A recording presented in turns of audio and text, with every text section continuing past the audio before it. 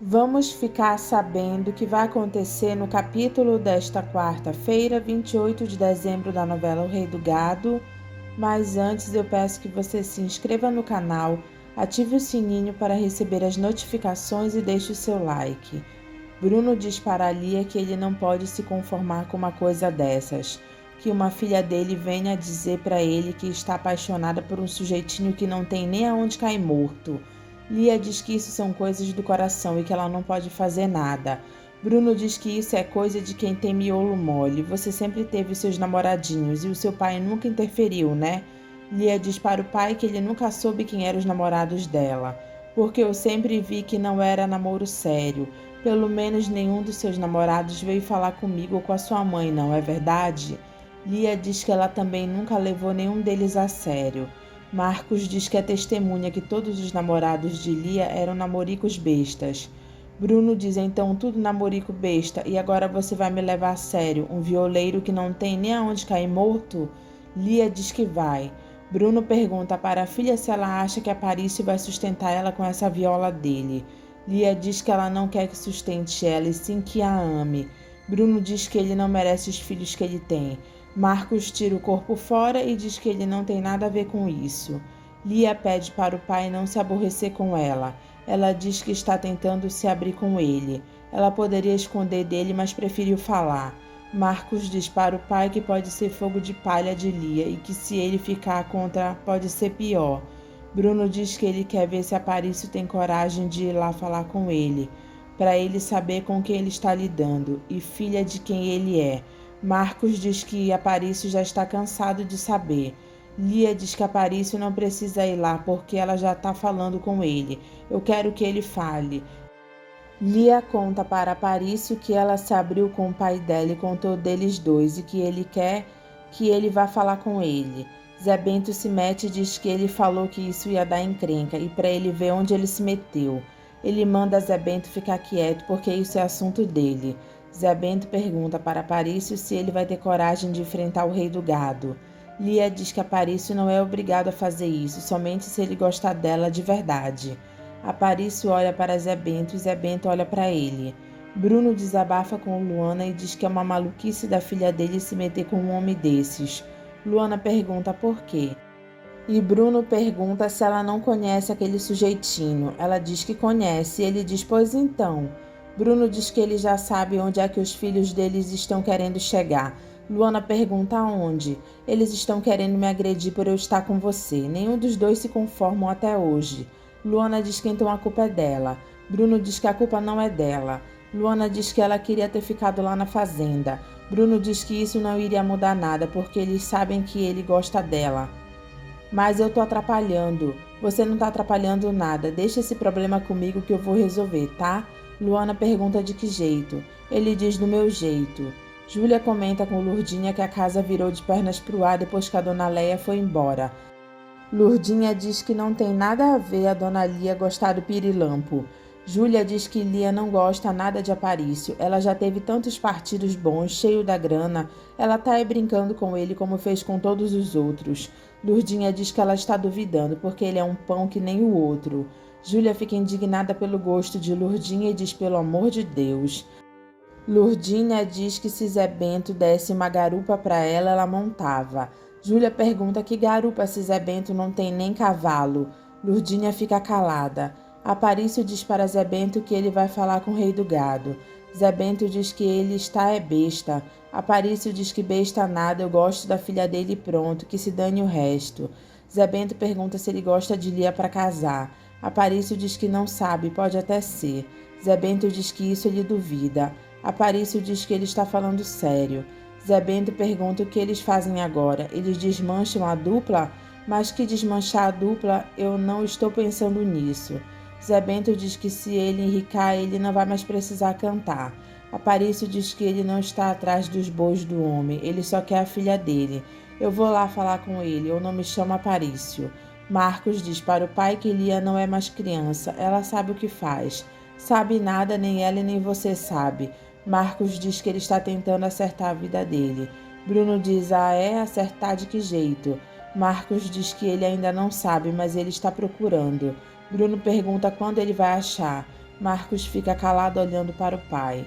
Lia chega em casa e diz para Bruno que Aparício vai vir essa noite falar com ele.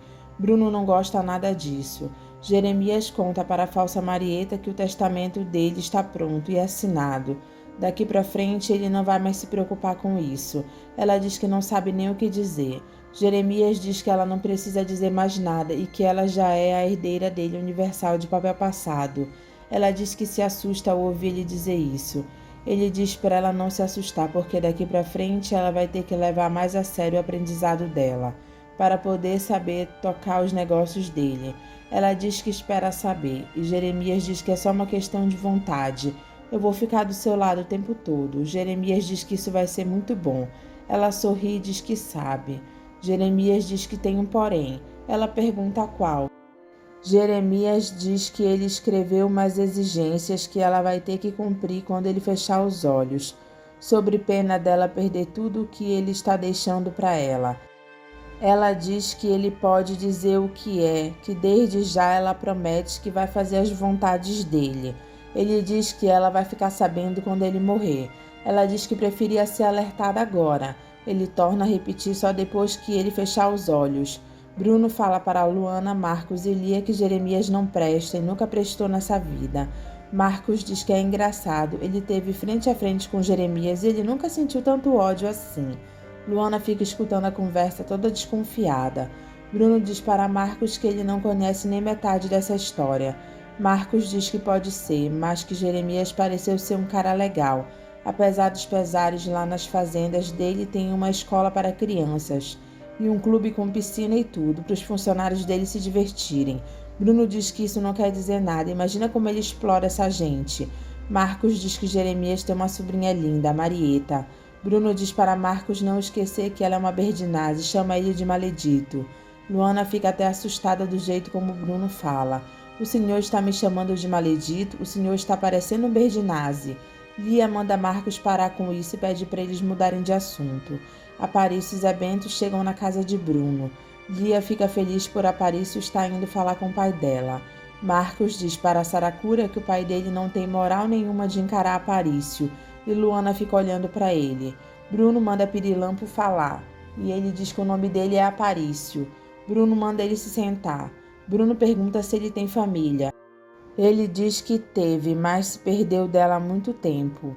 Bruno pergunta de onde era a família dele. Ele diz que era do interior de São Paulo, perto de Veracruz. Bruno pergunta por que ele se perdeu dela.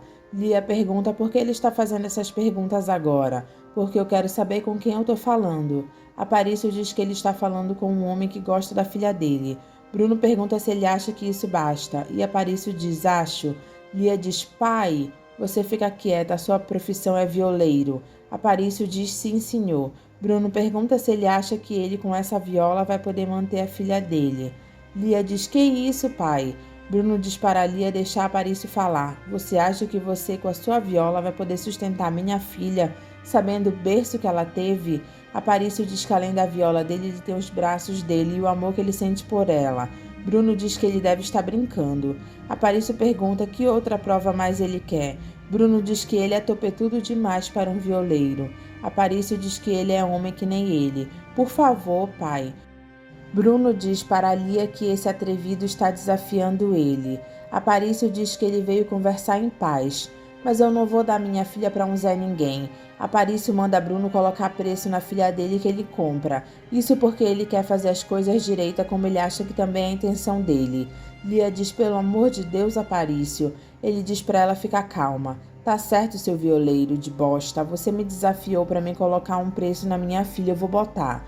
Aparício diz, está certo, o senhor coloque preço então, senhor Bruno Mezenga. Bruno diz 10.000 cabeças de boi. Quando você juntar essa boiada, aí você volta para falar comigo. Lia pergunta, que maluquice é essa agora, pai? O Aparício só tem a viola e o talento dele. Pior se ele tivesse só o talento dele e não tivesse a viola. Aparício diz que ele topa essa parada. Zé Bento diz para Aparício que ele é maluco. Ele diz que Bruno quis humilhar ele. E você esperava o quê? Ele é o rei do gado e você é o rei da bosta, Pirilampo. Mas eu não sou frouxo. Zé Bento pergunta onde é que ele vai arrumar 10.000 cabeças de boi. Aparício diz que ele lá sabe de onde, mas que ele vai arrumar, ele pode ter certeza que vai. Certo, e nós vamos começar a roubar quando esses bois por aí? Aparício pergunta quando ele vai parar de falar besteira.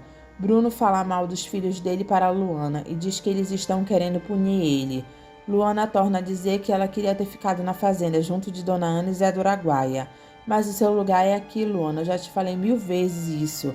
Mas eles não me aceitam. Bruno diz que ele não quer que ela fique se culpando por nada. Eu escolhi viver com você e é isso que importa, né?